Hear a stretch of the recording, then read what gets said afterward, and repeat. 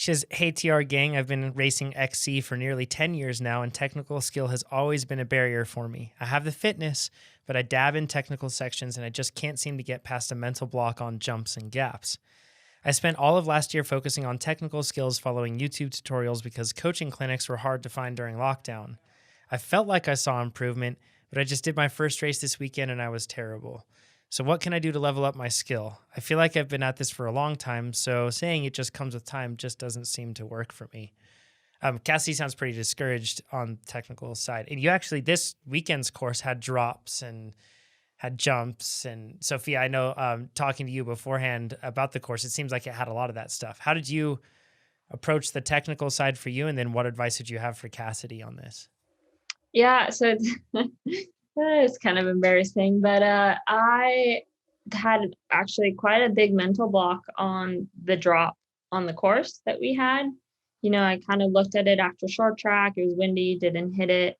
Then we went out Saturday to do openers. Everybody's there watching, like chaos. You can't even get a clear line climbing to the darn thing because you got a train of 20 people waiting for the perfect time to drop. And I just kept looking at it and I was like, oh, I haven't practiced drops. Like, nope, not doing it. And I was really bummed at myself that evening and, talking with Baldeck. And I messaged my friend Rich, who lives here, and Rich Drew from the Ride Series, really good person to work with. You should look him up because he travels around everywhere. But then I was like, you know what, let's just go early in the morning and let's like try to sneak on course and see if I'll do this drop. And Baldeck showed me the line once, and then I was like, I just kind of went to the drop, didn't hit it. And then we went back again and then I hit it. And then, I do not recommend doing that because doing stuff the morning of the race is probably not the smartest thing, but it's understanding what works for you in order to hit those technical features. Like for me, I don't do well with an audience, and I don't do well when people keep telling me it's easy, you got this, you can do this. It just doesn't work. Like I need to have the time to go through the process of understanding the feature and understanding the risk involved and what I need to do to correct it. Like for drops, my biggest fear is going over the bars. That's why everybody hates drops, because you don't want to go over your front end and scorpion off. So understanding like, okay, like the thing I need to make sure every time I go off a drop is drop her down and then get my butt behind my bottom bracket to get that weight back. Because if your front wheel lands first, you're basically good. If you want to land even, perfect. But as long as you land front wheel first, that's what controls where your bike goes. You can normally safely get away when your rear wheel doesn't land well. But if you land rear wheel first, you're in trouble because you have no control over that bike. So, if you can do a skill clinic with a coach that you understand and feel comfortable with the way that they're explaining it to you, because sometimes that's really the main thing. It's just kind of that click of having somebody explain it in a way that you understand it. But then on your day-to-day ride is get friends that ride with people that are better than you. When I lived in Durango, my two best friends, I had Sarah Sturm, that was my fitness best friend, that anytime I had, she'd be like, do you want to go ride? I'm like, oh, I got 4x10 LT interval. She's like, perfect. What time are we going? And I had a training buddy for that. And then I had my friend Brittany, who amazing technical rider, won lots of enduros, downhill races, everything. And she was like, okay, when I need to go work on skills, I'm going to go ride with Brittany and follow her and try to match her speed as long as possible.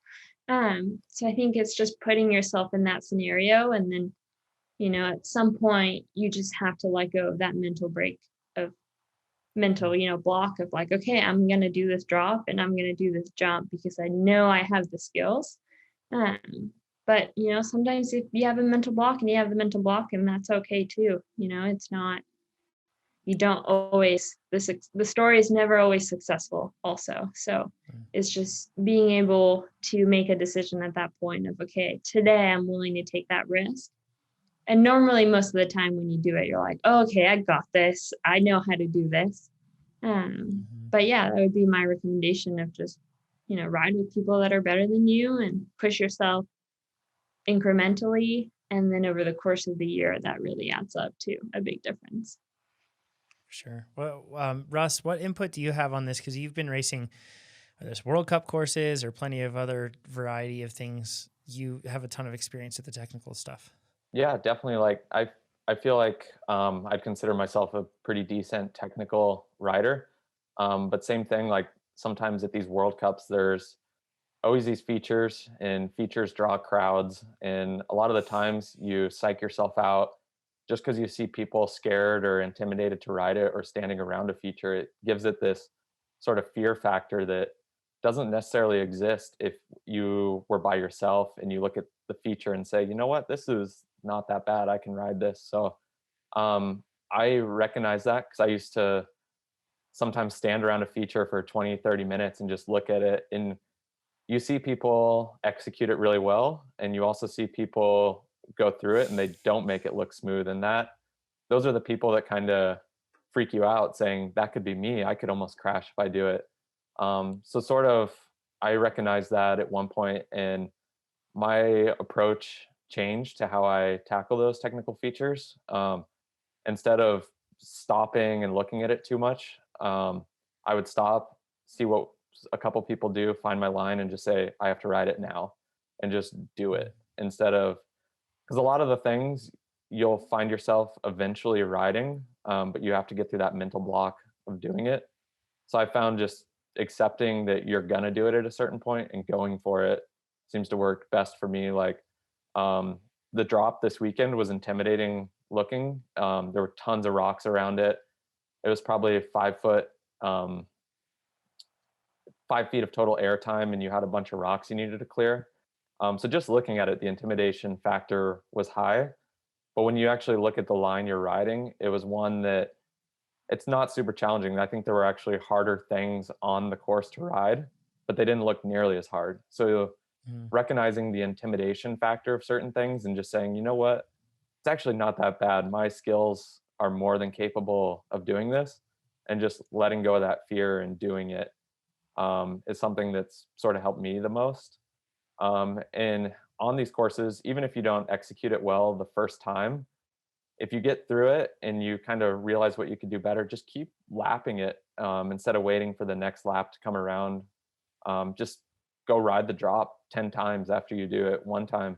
And each and every time, I guarantee you, you'll feel a little better, a little more confident, and you'll know that it's something you're capable of. And by the time the race comes around, you won't even think about it when you go off it. Because I think, as most racers know, hitting something when your heart rate's at 180 versus 100 or 120, for example, is a totally different beast.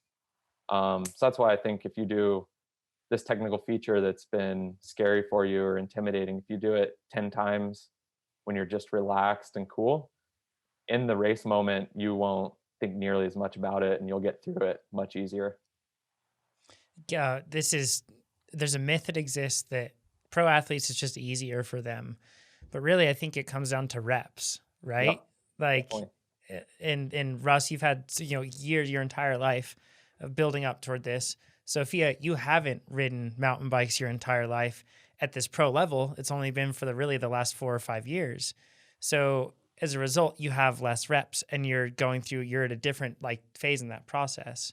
But the interesting thing is, I do think there is a decoupling that exists with all of us, where we may have the necessary experience and skill set, but we don't allow ourselves to express that. And that's because of all the fear and intimidation factors, or holding ourselves to past standards. And one thing I noticed, Cassidy, is you mentioned that you didn't perform like you wanted to last week at this race, and you said that I was terrible. Those were your words. And I feel like that can be so hard, because I feel you on that. And I have been very hard on myself for years with motocross racing and everything else, saying I was terrible at that. But I've evolved that and instead broken it down, kind of like what Russ was saying in the beginning of this podcast, about finding the things that you did well, finding the things that went wrong, and then being very objective about that. And then you have a very clear set of things that you can improve on. And if you break down this big thing, which is technical riding, into smaller chunks, and break down those small things into even smaller chunks, and then just work on them, then it gets easier. But also, Sophia, what you said is working with the right coach is really important. And on our podcast, we've Like I've told, like Nate has been our resident like guinea pig mountain biker of like being new and then going through the process from the gun, so to speak. And I've told him like, no, this is just how you do it, because I'm telling him how it works in my head, and it doesn't resonate with him. But once we were working with Lee McCormick, that skills coach, it was like perfect. They were speaking the right wavelength, and it made sense, and it worked, and it's clicked, right? So you need to find the right person and the right circumstances, the right environment, kind of like what Russ was saying, not when there's a huge crowd around. He wants to, he does better when it's not like that. Same with Sophia. It's always looking at that and recognizing like, okay, how can I connect with this on my own level to be able to weed out all of this crazy circumstance that surrounds this and just focus on what actually needs to get done. If you like this video, make sure you give us a thumbs up. If you didn't like this video, you can give it a thumbs down, but let us know what you would have done differently in the comments below. If you want to see more of these videos, make sure you subscribe to our YouTube channel. And if you want to become a faster cyclist, check out TrainerRoad.com. Do it.